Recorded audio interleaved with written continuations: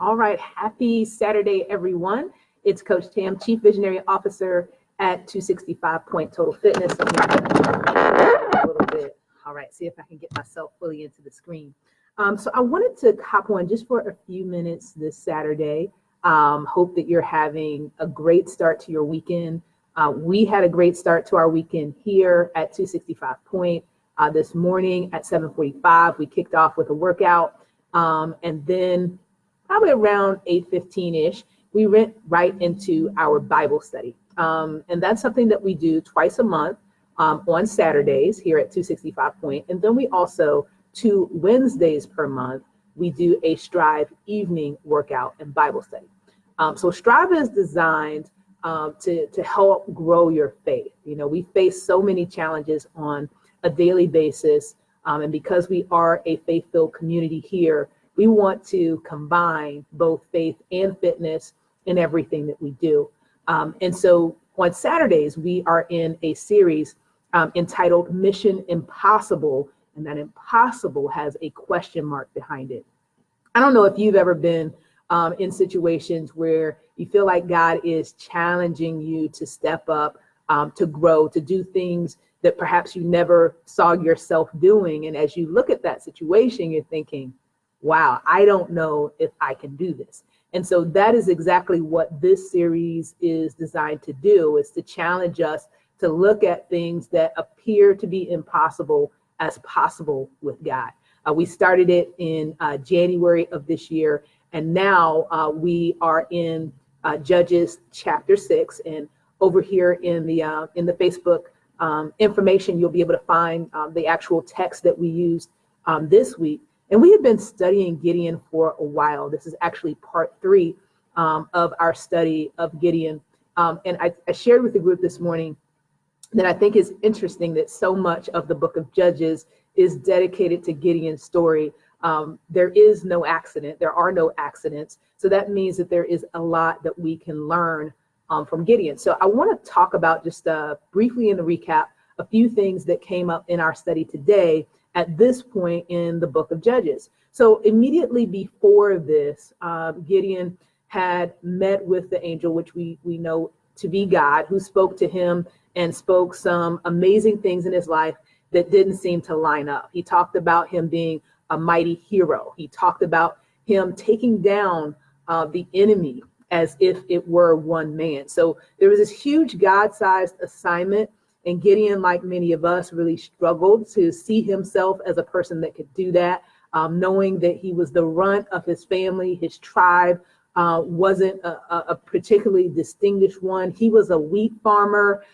He was threshing wheat in a remote little place, trying to hide because the enemy had this history for 7 or 8 years of coming in and destroying the crops and the cattle. So Gideon just didn't see himself as this mighty hero that God called him to be. And as he continued to take the journey, he realized that he would have to take action. So earlier in the book of Judges, he was challenged to tear down an altar that his father had built in honor of the god, little g, Baal. So he took this courageous step. And as we learn here, as we pick up in verse 33, his courage was rewarded with challenge. His courage was rewarded with challenge. So then the enemy started assembling, forming alliances, and they were planning to go up against the children of Israel. So as we get at this point in the text, Gideon is having to kind of get his army together. So it talks about, if I can get my app to work appropriately here. So the enemy forms their alliances. And then in verse 34 of chapter 6, the Spirit of the Lord clothed Gideon with power. He blew a ram's horn to call to arms. And the men of the clan of Albazar came to him. He also sent messengers, and all of the other clans that he reached out to assembled. So long story short, Gideon now has an army of 32,000 people, 32,000 people.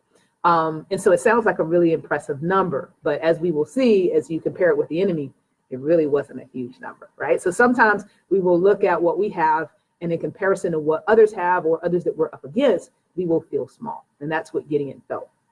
So as we move in further in the book of Judges chapter 6, then Gideon does what we may know. A lot of us have heard the story of Gideon.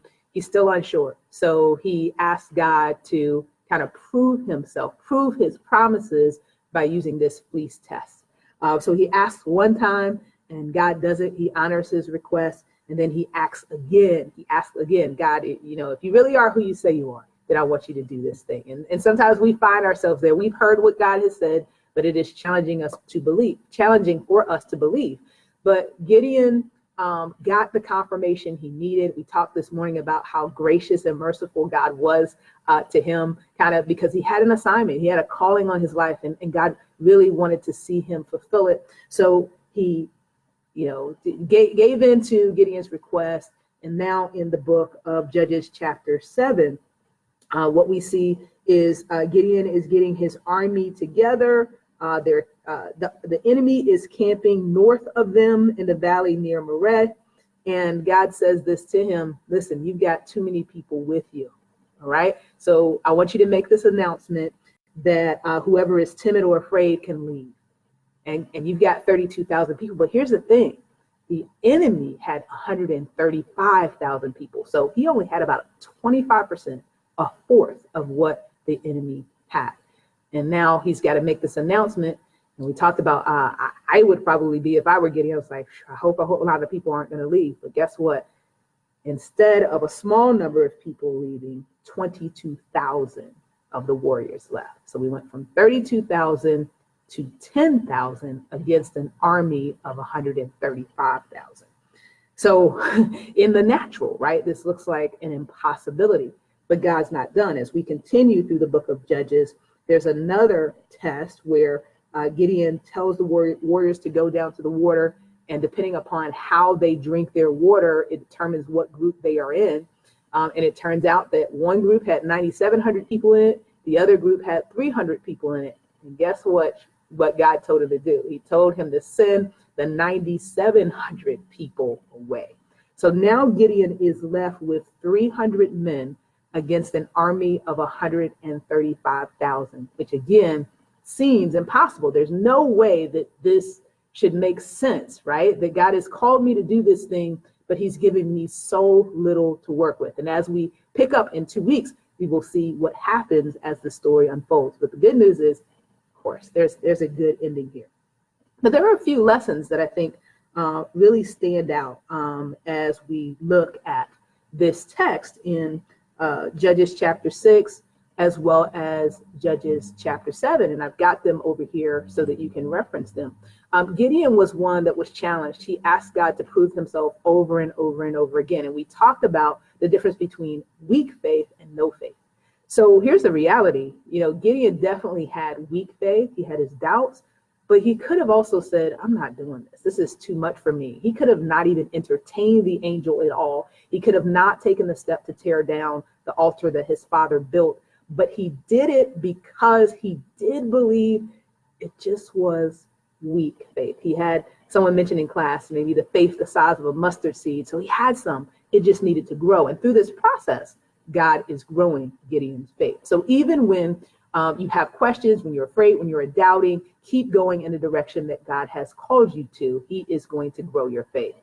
And then sometimes God calls you to do a big God-sized assignment. That's exactly what Gideon has, something that we would consider impossible.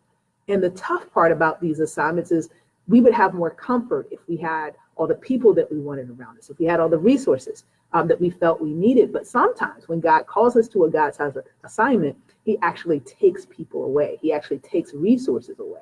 He takes connections away, which can be really, really surprising to us. But he does it for a specific reason. And in Judges chapter 7, he says this because otherwise he would not have gotten the glory out of the situation, because we would have been relying on the fact that we had this large number of people. So there's a commentator, David Guzak. I encourage you to follow him. Love how he interprets scripture. And he says that sometimes having big things can be a liability for us, because then what we do is we operate in our own human self and then we give God the credit, right? But that's not the setup that God wants. He wants a setup where he is glorified. So sometimes he's going to move people, he's going to move things, he's going to move resources out of the way so that he is glorified in the situation. And then when situations look impossible, know that because God has called you to it, even though it looks impossible, it is possible. It just doesn't look and feel like it. So we talked about this concept that's very, very near and dear to my heart. I want to do a series on it one day, maybe in a training on it. God confidence. Here's what I believe God confidence is, and see if it resonates with you.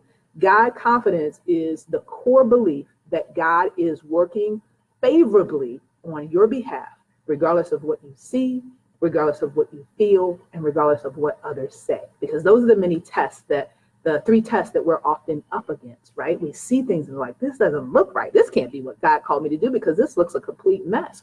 And then what we see drives what we feel, right? So it can create fear in our hearts, like, oh my gosh, this is all falling apart. And then if we have an experience where there are people in our ear that are not supportive, that are not encouraging, that are not affirming the vision that God has given us, it can be challenging to believe. But God is working to build God confidence in us that we can move forward regardless of what we see, regardless of what we feel, and regardless of what we hear. So these scenarios, these situations like what Gideon faced in Judges chapter 7 is going to reveal our core belief. Do we place our confidence in God, or do we place it in people, things, and money? Something to think about. And when we feel small, we need to remember what God said and stand on his word.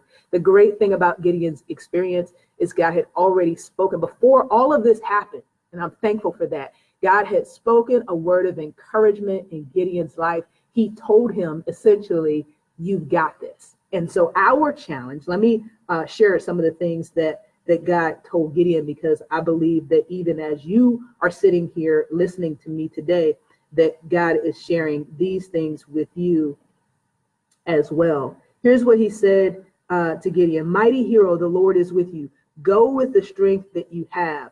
I will be with you, right? So God said all these encouraging, affirming things. The challenge is that all hell broke loose after God said these things. So what we have to do is challenge ourselves to remember what God said, right? What he said initially before we started acting on the assignment that he gave us. And then we also have to challenge ourselves to stand on his word. We talked about in class two scriptures there, Zechariah 4:6, which reads, not by might nor by power, but by my spirit, says the Lord. So it's not us that's going to do it. It's the spirit that works in us to accomplish these seemingly impossible things. And then last but not least, Psalms 20:7, some trust in chariots and some in horses, but we will remember the name of the Lord our God.